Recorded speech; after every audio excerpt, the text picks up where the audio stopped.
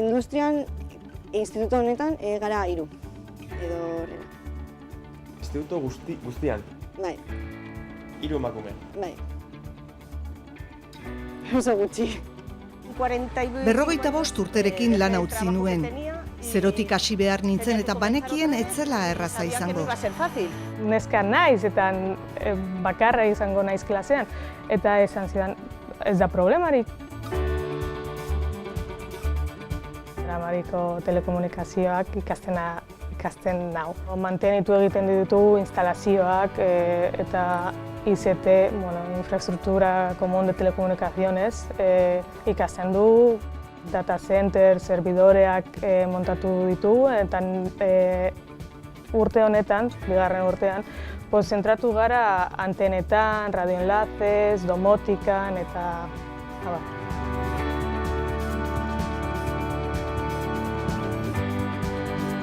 Ez dago problemarik, ez eduki beldurrak, nik neska bakarra naiz klasean, eta oso ondo, oso konforme nago, eta ez eukitzeko beldurrarik.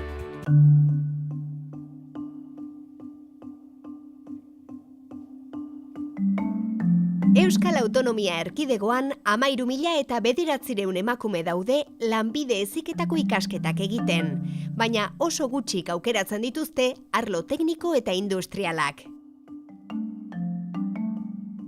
Gure gaurko protagonistak salbuespenak dira.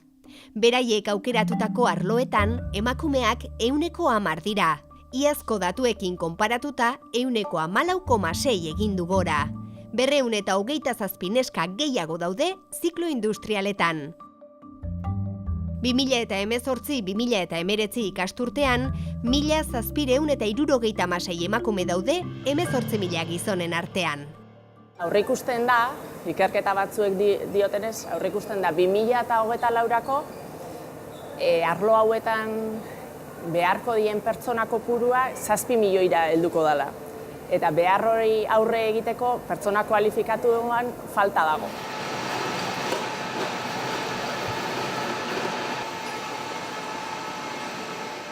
Mantentze industrialeko lehenengo kurtsuan nago. Makina handien, txikien, motorren mantentze lanak egiten ditugu. Aplikazio asko ditu. Igogailuen mantentzea, mekanizatua. Horixe da hain zuzen hemen egiten ari garena.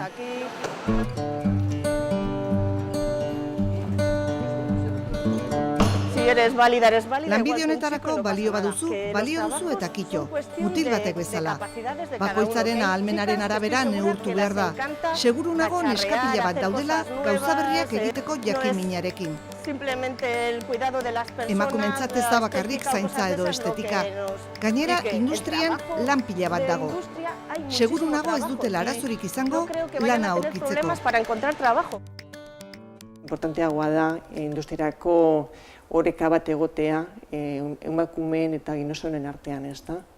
Batzuetan ditzen digute, telefonoz eta esaten digute, ez daukazuen neskarik hona ekartzeko? Neska gutxi ditugu.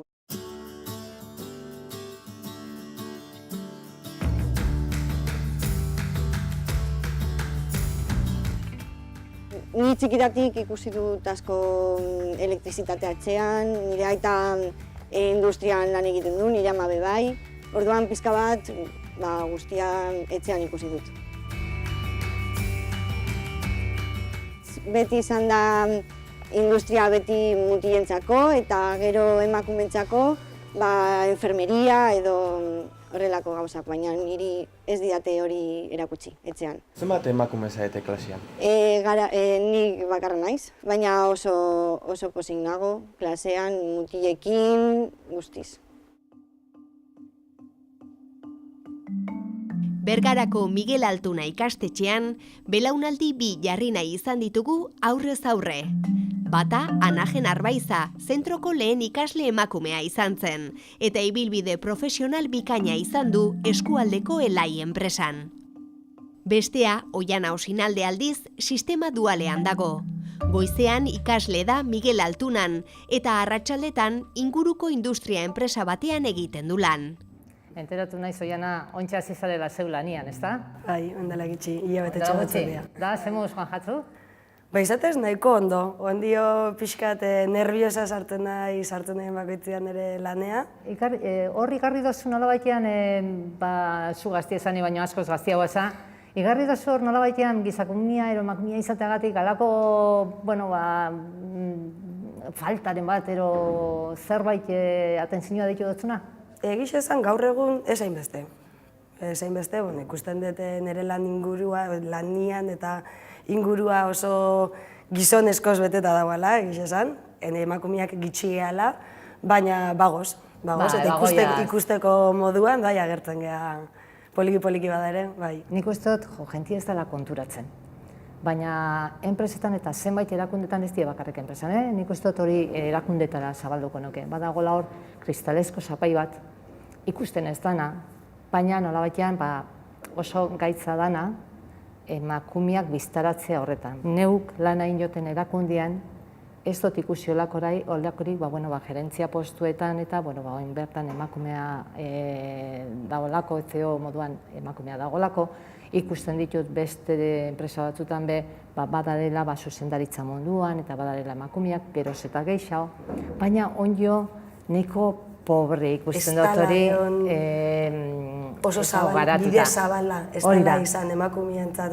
Onjo mentalidadiak, ez? Mentalidadiak asko, pixu asko jaukan, ez? Onjo erabakixak hartzerakoan eta... Beste hainbat kasutan edo oain arte, bai gertatu izan zaten bezala. Baten oso garbixe izan zen, azkeneko bi kandidato gozen, ondikan entrevista garaixak zian, eta dana, eta bisok ginen, hola esateko, esperientzia gabiak, horren bila zabiltzen, eta aurkeztu ginen bixetatik, nik gelditxo nintzen goguakin jakitzeko, niri galdetu ziren bezala ea noiz batxe ama izateko edo familia sortzeko edo izateko gogoa dakazu. Gustatuko litzaidake jakitzea, nire atzetik sartu da gizonezkoa halako galderaikan indio zuen edo ez. Seguru ez. Urtietan agian eskuzak topatzen zituzten, emakumeak esartzeko, baina orain alrebez. Orain esfuertzuak eta guzti egiteko gai dira emakumea barneratzeko.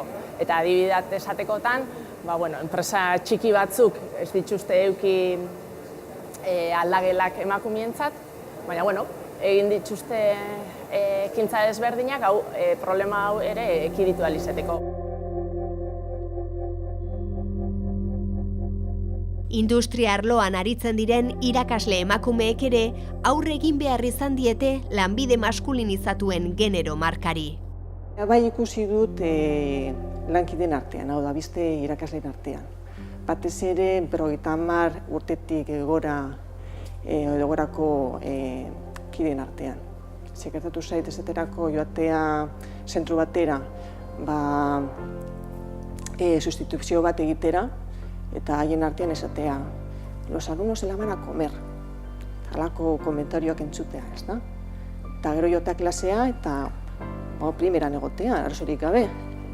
Baina baten bat agertzea, begiratzea gertatzen den klasean, eta ikasleak bai konturatzea horretaz izatea, zelako respetu falta, ez da? Emakumean naizlako, hastiagoan naizlako erose, igual hasieran horre ikasleekin muga jartzerakoan, igual zailtzazu pizkat aurkina hasiera bat, baina urtiekin hori ikasitzen duzu bai, nola moztu, eta gero ikasleak eren artean dauken konversazioak ez igual zuri buruz, baina beste ikasgela batzutako neskei buruz ero, botatzen dituzte ondiokan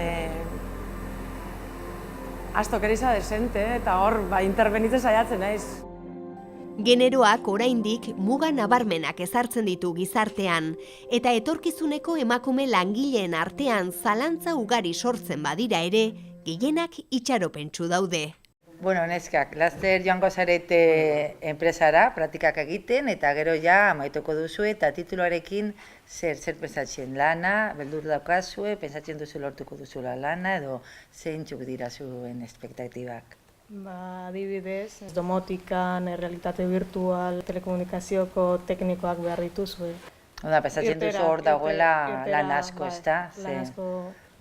Azaltzen dugu, hori ze ziklo daukagun, eta hori, genero ikuspegitik, eta hori esaten dugu zelan dagoen hori ziklo teknikoetan, hori hor dagoe lan asko, besteak baino, eta hor dago aukera ona sartzeko. Batzuetan bai sartzen da buruan igual soldata ez dela izango berdina edo tratua ez dela izango berdina. Heziketa ziklo guztietan eman behar zen modulo bat, berdintasuna, feminismo, aniztasun sexualari buruz. Bestela, erakundeak esaten dute 2000 eta piko arte ez da llegatuko berdintasuna, eta hori nahiko serioa da.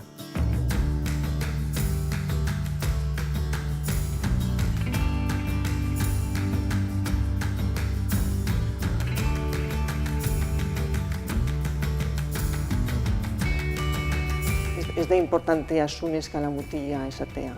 Importanteena da, zuri gustatzen zaizula eta gai zarela lan hori egiteko.